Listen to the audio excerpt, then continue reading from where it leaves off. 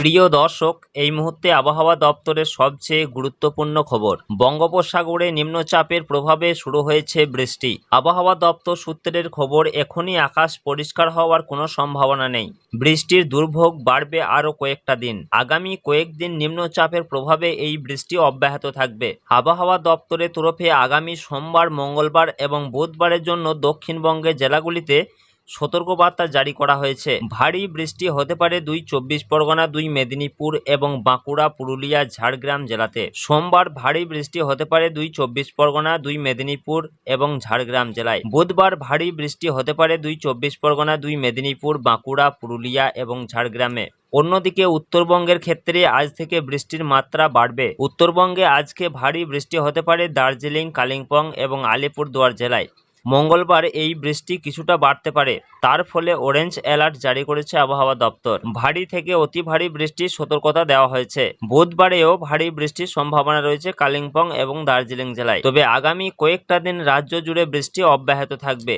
উপকূলবর্তী জেলাসহ পশ্চিমের জেলাগুলিতে বুধবার পর্যন্ত ভারী বৃষ্টি লক্ষ্য করা যেতে পারে। এদিকে এই বৃষ্টির জেরে পাহাড়ে ধস নামার আশঙ্কাও রয়েছে। পাশাপাশি বিভিন্ন এলাকায় জল জমার আশঙ্কাও রয়েছে, অর্থাৎ বলা যেতে পারে নিচু এলাকা প্লাবিত হওয়ার আশঙ্কা রয়েছে। তবে আজকে দুপুরের পর থেকে বৃষ্টি বাড়বে কলকাতা, হাওড়া, হুগলি, তার সঙ্গে উত্তর চব্বিশ পরগনা এবং নদিয়া জেলায়। তার সঙ্গে বীরভূম, মুর্শিদাবাদ, 2 বর্ধমান, এই সমস্ত এলাকাগুলিতে আজকে বৃষ্টির মাত্রা কিছুটা বাড়বে।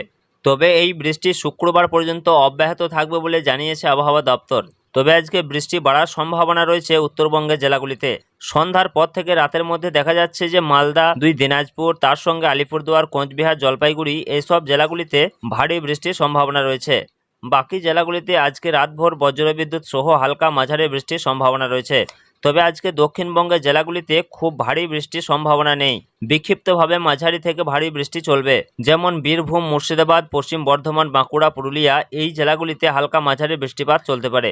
পাশাপাশি বাংলাদেশের রংপুর, ময়মনসিংহ এবং সিলেট বিভাগে মঙ্গলবার রাত থেকে বৃষ্টির মাত্রা কিছুটা বাড়তে পারে।